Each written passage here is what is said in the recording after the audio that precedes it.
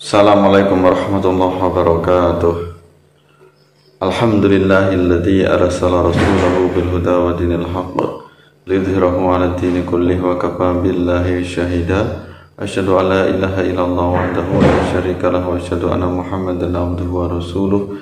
Allahumma shalli 'ala Muhammad wa 'ala ali Muhammad.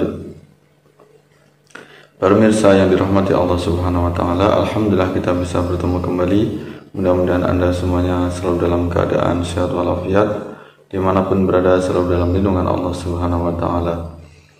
Pada kesempatan ini kita akan membahas seputar amalan bid'ah yang dilakukan di bulan Rajab, ya.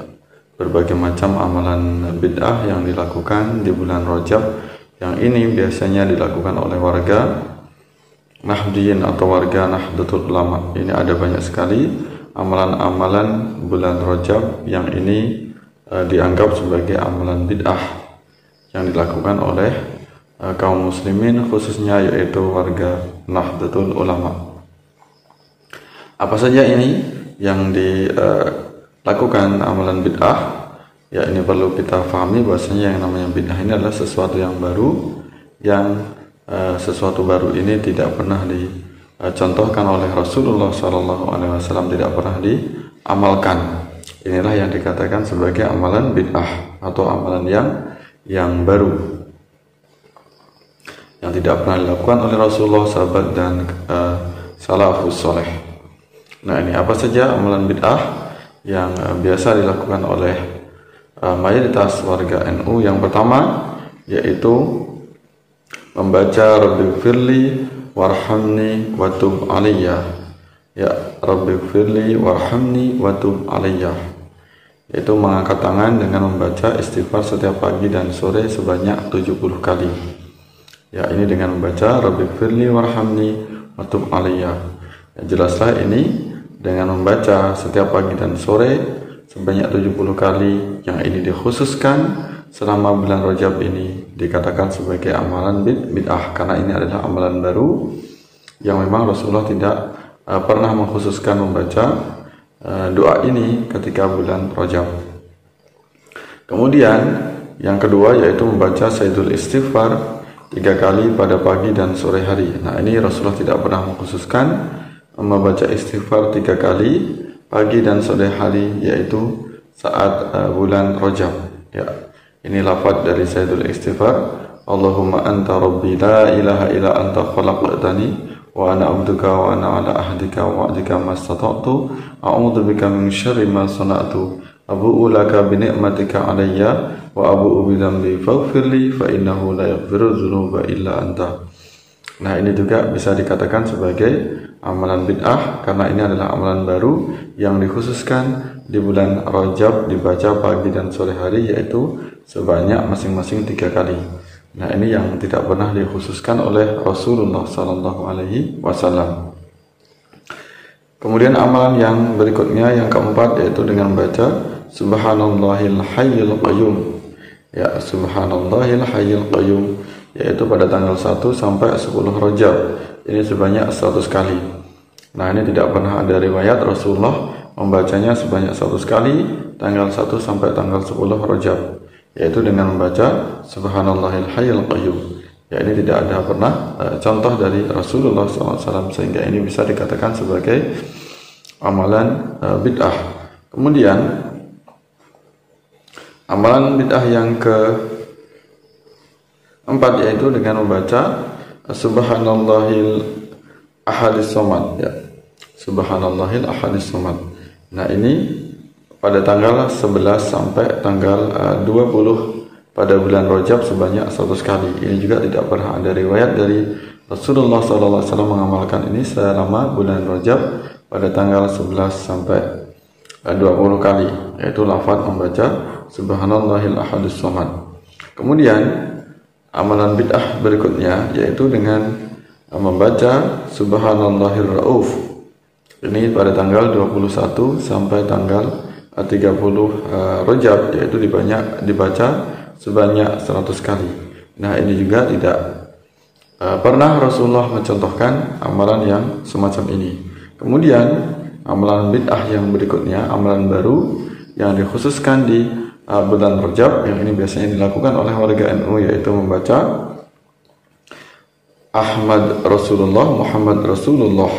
Ini sebanyak 35 kali saat Jumat terakhir bulan Rajab, saat khatib di atas mimbar.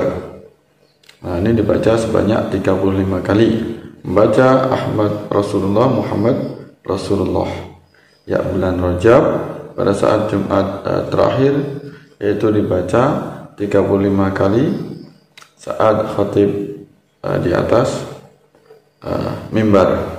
Nah, inilah beberapa amalan bulan Rajab yang dikatakan sebagai amalan bid'ah yang tidak pernah contoh oleh Rasulullah SAW, termasuk amalan bid'ah yaitu amalan yang baru yang tidak ada contoh dari Rasulullah SAW, yaitu amalan Isra dan Mi'raj, ya, pada tanggal 27 Rajab, Isra dan Mi'raj, yang biasanya ini diperingati oleh mayoritas umat Islam, yaitu warga Nahdlatul Ulama. Ya, namun perlu kita ketahui, walaupun ini amalan-amalan yang baru, amalan-amalan yang disebut dengan amalan bid'ah, walaupun ini tidak pernah ada contoh Rasulullah SAW dan sahabat, tidak pernah ada riwayatnya, namun di sini amalan bid'ah di sini bukanlah amalan yang sesat, tapi di sini adalah amalan-amalan baru, yang ini amalan yang tidak bertentangan dengan syariat Islam, amalan yang tidak bertentangan dengan Al-Quran dan Sunnah Rasulullah SAW. Ya, perlu kita ketahui bahasanya mazhab yang kita pakai, yaitu mazhab Imam Syafi'i. Ini beliau Imam Syafi'i membagi bid'ah, sesuatu yang baru yang tidak ada contoh dari Rasulullah, ini dibagi menjadi dua macam. Ada bid'ah hasanah atau bid'ah mahmudah, dan ada bid'ah adulalah atau bid'ah sayyi'ah. Nah, bid'ah hasanah atau bid'ah mahmudah ini adalah sesuatu yang baru, sesuatu yang ini bernilai baik, dan tentunya tidak menabrak syariat Islam, tidak menabrak Al-Quran dan Sunnah. Sehingga di sini amalan ini bukan hanya sekedar boleh, walaupun amalan baru, tapi juga siapa yang mengamalkannya akan mendapatkan pahala, ya, dihitung sebagai pahala dari Allah Subhanahu wa Ta'ala. Kemudian adalah yang disebut dengan bid'ah sayyi'ah atau bid'ah dolalah. Inilah baru yang dilarang oleh Rasulullah SAW kala ini menabrak syariat, bertentangan dengan Al-Quran dan Sunnah Rasulullah SAW. Jadi sudah sesuai dengan apa yang dilakukan oleh amalan warga Nahdlatul Ulama, amalan Ahlus Sunnah wal Jamaah, yaitu di bulan Rajab dengan membiasakan atau mengamalkan beberapa amalan tadi.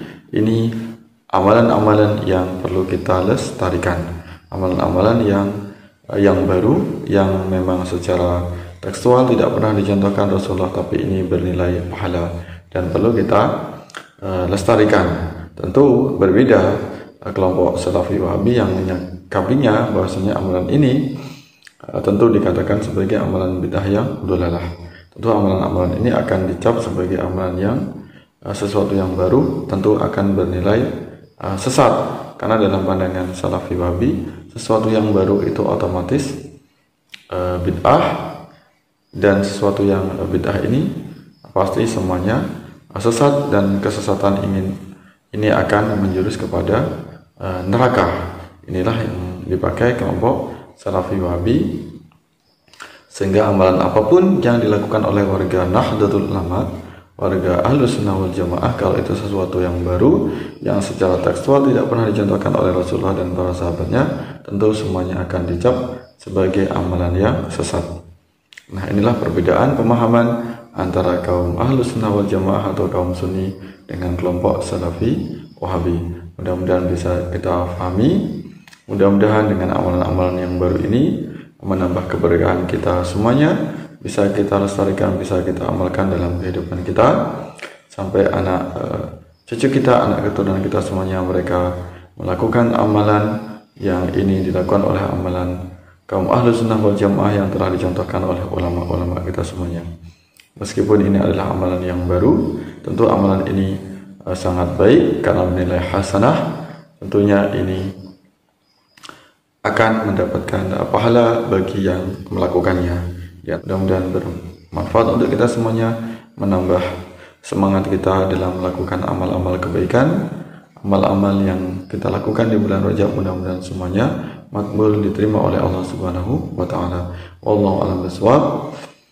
Wallahu muwaffiq ila aqwamit thoriq. Wassalamualaikum warahmatullahi wabarakatuh.